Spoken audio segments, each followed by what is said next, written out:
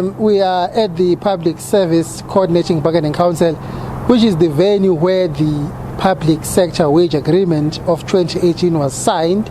Of course, now we have a situation where the government is saying they can no longer afford to honor the last leg of that agreement, which is to increase wages of public servants by 7% this year. In fact, the unions that were here today actually went further and said National Treasury has actually written guidelines to all the government departments telling them that salaries will not be increased for the next 3 years.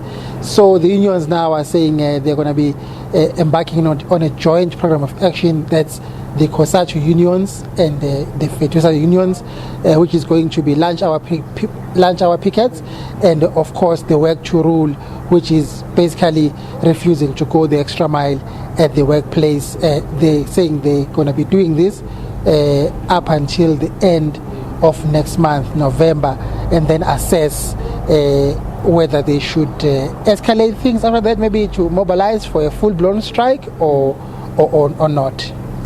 Mbongeni, why specifically a lunchtime picket? Well, the lunchtime pickets normally are what unions do to build up or to build momentum for a strike. It's a mobilizing strategy to try and get workers on the ground behind protest action, normally to build up to a strike. So normally that's what lunch hour pickets are used for. But at the moment, there doesn't seem to be a lot of strike appetite among public servants at the moment. You remember that last month Nehau had threatened to down tools on the 10th of last month.